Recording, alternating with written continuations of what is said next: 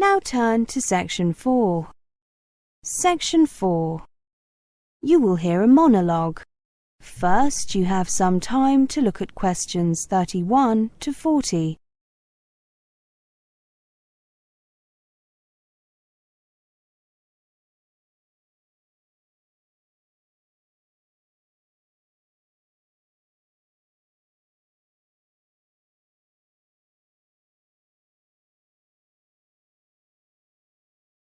Now listen carefully and answer questions 31 to 40. Have you ever wondered where your recyclables end up after they get picked up from the curb? After you've left them at a recycling drop-off centre, or when your hauler has come to empty your recycling dumpster? Well, this presentation will tell you.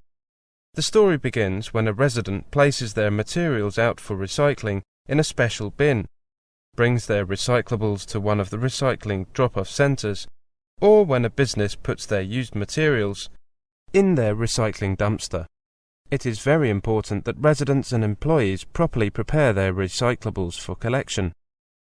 Improper preparation of materials, for example not removing container lids or including the wrong type of material, causes contamination.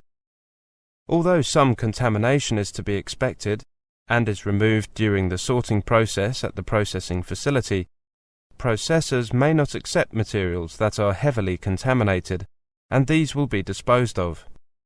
After materials are put out for recycling, the recycling truck comes to pick them up. Recyclables brought to the drop-off centres should be placed in the appropriate bins. The large containers are emptied periodically or whenever they are full.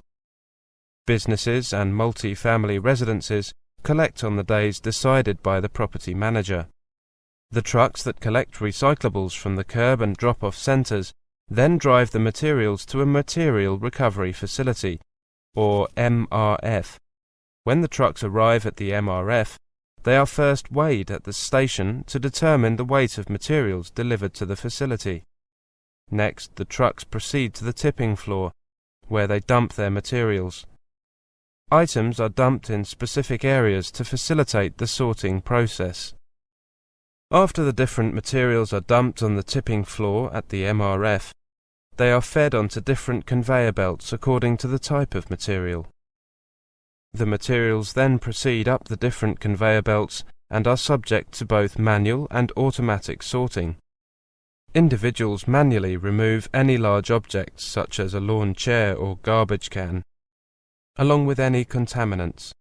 After the initial manual sort, the materials pass by a magnet that captures the metal cans, and then through an air sorter to separate the remaining materials. Once the materials are sorted, they are compressed into bales that are shipped to processors, who will then use these materials to create new products. Plastics can be recycled into items such as clothing, lumber, park benches and playground equipment.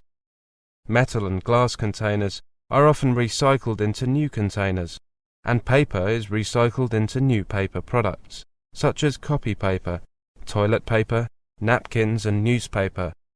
Remember to close the recycling loop. Buy recycled both at home and at work, as this is the only way that recycling truly succeeds. Find out more about buying recycled products. Remember, if you're not buying recycled, you're not really recycling. So, how are we doing? Let's take a brief look at our recycling rate information. All municipalities are required to maintain a minimum recycling rate of 25% of the total municipal solid waste generated annually. We are required to annually report on recycling activities and file a report with the Department of Environmental Quality, or DEQ. These reports are due to the DEQ on April 30th of each year for the preceding calendar year. Based on information received to date, last year we reported a recycling rate of 33.9%, 2.8% higher than the previous year. Paper recycling was up 36%, as was the recycling of bottles and cans. Our target is a recycling rate of over 50% by 2014. That is the end of Section 4. You now have half a minute to check your answers.